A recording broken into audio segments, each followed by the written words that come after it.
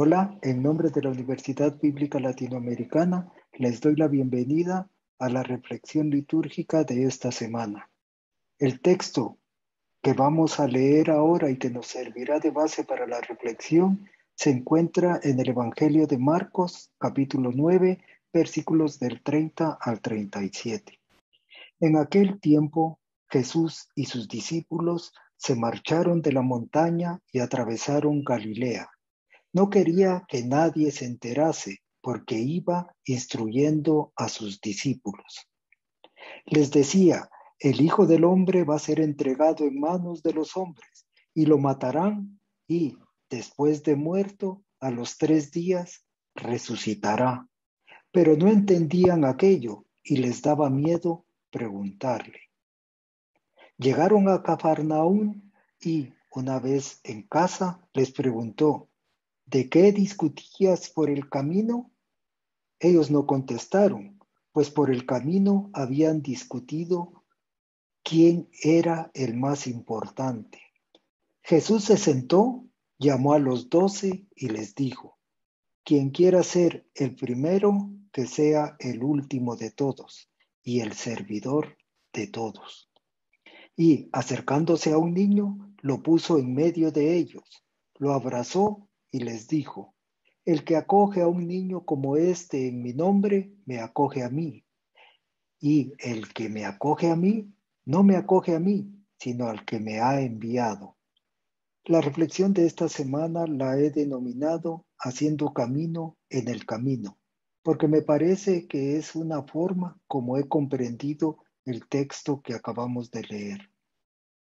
En efecto, el Evangelio de Marcos nos muestra el itinerario del proyecto de Jesús como un proceso de formación constante.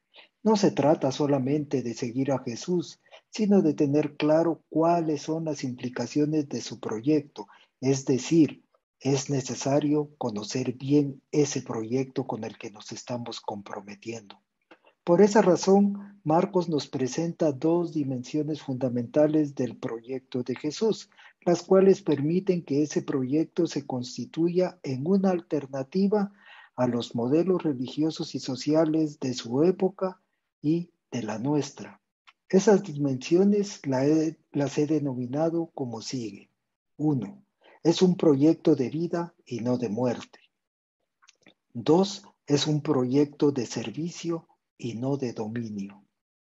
En la primera dimensión de su proyecto, Jesús advierte a quienes le siguen que, a pesar de la persecución y muerte que seguramente sufrirá, la vida prevalecerá. Es decir, con su muerte no termina el proyecto que está construyendo. En efecto, para Jesús, al final del camino, no hay muerte sino vida. Tal es el talante del proyecto de Jesús. No se trata solamente de llegar al final del camino, sino de seguir haciendo camino en el mismo camino. Esta imagen está muy bien representada por el evangelista Marcos, con las palabras de Jesús. El Hijo del Hombre va a ser entregado en manos de los hombres y lo matarán, y después de muerto, a los 3 días resucitará. En otras palabras, formarnos para seguir a Jesús, especialmente para quienes estudiamos teología o nos dedicamos a alguna otra actividad pastoral, no es una cuestión de tener un título y decir misión cumplida. Más bien se trata de utilizar esos instrumentos académicos, prácticos y de cualquier tipo para seguir caminando y acompañando a las personas que son el objetivo de nuestros proyectos pastorales.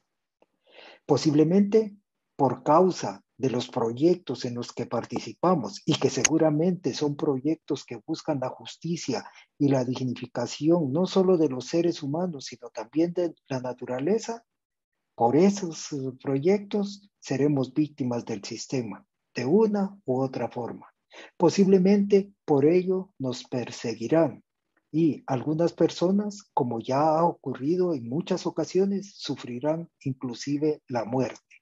Pero la esperanza y el valor que nos da Jesús a través del Evangelio es que, a pesar de la persecución y la muerte, al final del camino hay vida, y vida en abundancia, la cual se refleja en la resurrección de Jesús.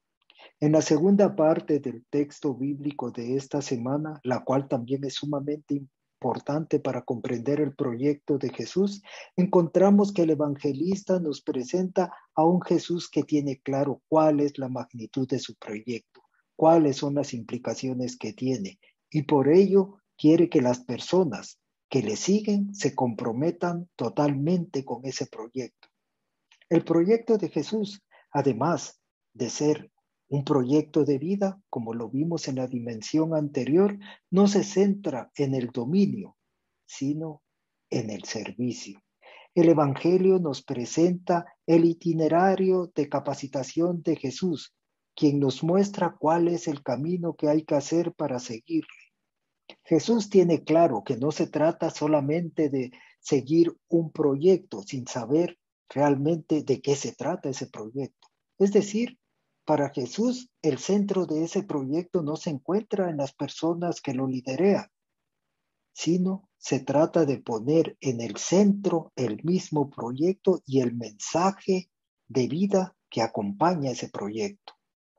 En otras palabras, o contextualizándolo, podemos decir que cuando no buscamos estar en el centro de nuestros proyectos, sino acogemos a las personas que acompañamos con cariño, respeto y afecto, cuando las vemos no solo como personas vulnerables, sino también como personas con dignidad y con capacidad para tomar las riendas de su propio destino, de construir su propio camino, entonces estamos realmente siguiendo a Jesús.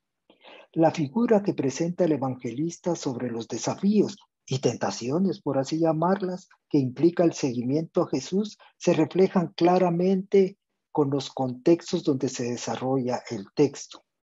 En el primer contexto, que es caminando, sus seguidores aprenden, se capacitan y se comprometen con el proyecto que les ofrece Jesús. En el segundo contexto, en Cafarnaún, donde se encuentra la casa, el lugar conocido, el lugar donde se sienten con seguridad, aquí sus seguidores hablan sobre privilegios, sobre quién será el más grande, sobre quién tendrá más poder en el proyecto de Jesús. Sin embargo, Jesús les recuerda que este proyecto no es para dominar, sino para servir. Y en palabras del evangelista, Jesús les dice, quien quiera ser el primero, que sea el último de todos y el servidor de todos.